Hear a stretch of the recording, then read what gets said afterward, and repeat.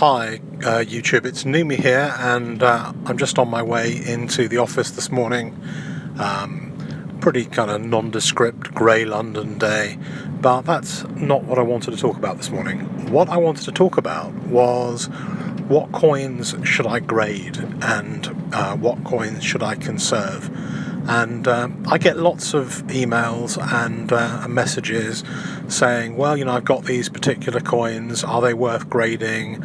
Would I be better to conserve them? And, along the route I've made quite a few mistakes, but I've also picked up a few tips. And, for example, pre-33, old American gold, should I grade or conserve it? Okay, well, my view on that is that almost certainly, if it is relatively problem-free, it should be graded. And grading adds quite a lot to American coins. In fact, most really good quality American gold people expect to be graded. And if it's not graded, there's always a suspicion about why it isn't graded. And after all this time, people then assume that there is a problem. And I would say 90% of non-graded American gold is also gold with problems. And I've seen people pay extraordinary amounts of money over eBay for ungraded American gold, believing it to be problem-free, and it isn't problem-free. There's all kinds of trick photography and issues. So, that's one area. Proofs. Should I break up proof sets? Should I grade proof coins? Whether they're UK proofs, sovereigns, or American eagles, is it a good idea? And the answer to that is sometimes it's a good idea. I've graded proofs where I've had a multi-proof set, and I think that there's a greater value to breaking the set up. And of course, if you break up a proof set, you don't have a COA, and you may not have a box to sell. So the slabbing process kind of lends an air of authenticity, which is there almost like a replacement for the COA and the box. And I think in many cases, people don't want a whole set of proof coins. They're looking for one individual coin, or they collect quarters, or they collect 1 ounce coins. It gives a lot more flexibility to the buyer as well. So I think that there is a good case for grading some proof coins. Individual proof coins, say proof sovereigns, I've tended, apart from 1 or 2, to keep in their original packaging. I think, although it's a bit of a faff to open the packaging, they look nicer in their original packaging than they do just in a slab. And you do have the option, of course, at any time to grade them. And the other argument is, well, you take a modern proof coin, it's going to be a 69 or a 70. So you kind of know what the grade is already. So what is the real benefit of grading? So let's take another category, bullion coins, bullion silver, bullion gold.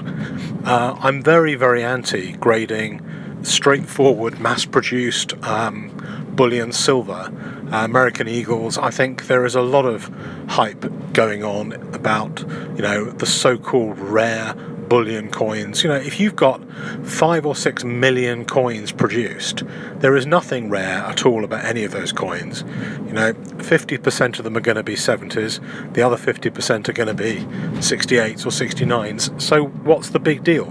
And I certainly would not take a regular mass-produced bullion coin and grade it. On the other hand, bullion coins that are low mintage, for example, low mintage Britannias,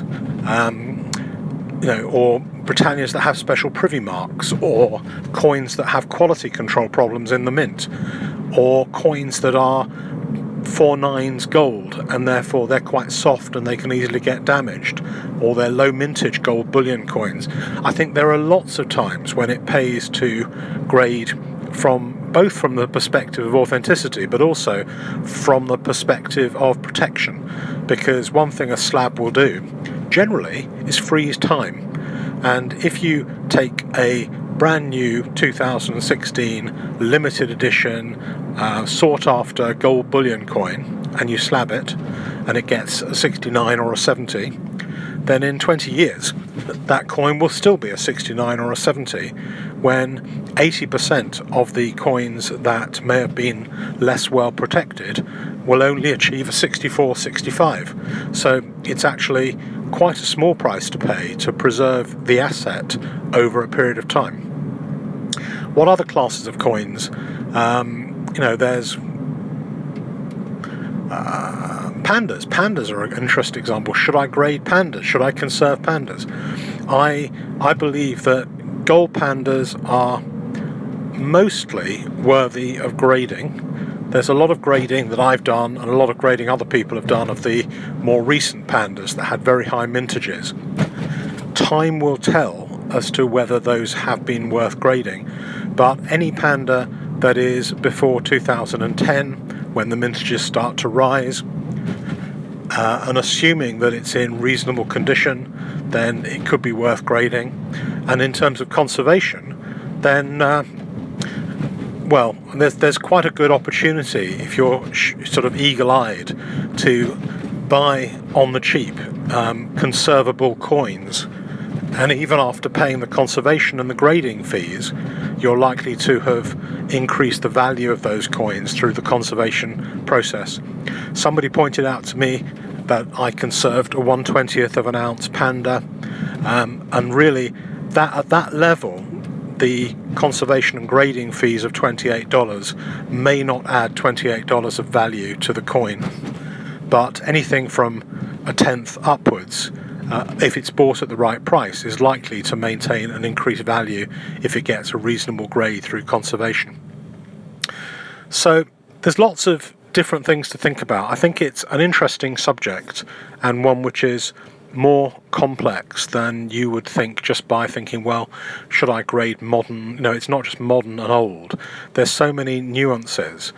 I would say that anything that you see mass graded by Modern Coin Mart and APMEX and some of the other dealers, generally don't grade those kind of things yourself, because they're getting, they're buying their grading for $5, $6, $7 a go, and you'll end up paying 17. So you'll never be price effective with those kind of bulk deals and bulk graders. Better to actually pick up those coins already graded at MS70 if you want to collect MS70s. Otherwise, focus on things which have low populations, things which are rare, things which when you come to market to sell them, there'll only ever be one or two like that. They're really the things to go for, rather than the things which are commemorative and mass graded collector coins. So almost at the office. That's all I want to say today. I'll try and find some interesting video to go with this narrative, but guys, let me know what you think. Thanks for all the recent subs. I really appreciate that. It's now just over 2,250, which I'm thrilled about, and as long as that continues and there's not too many haters, then I'll keep going and produce as many interesting videos as I can. So have a nice day, and all you guys in America, you're all still asleep at the moment, but have a good morning when you wake up, and that's all from me for the moment.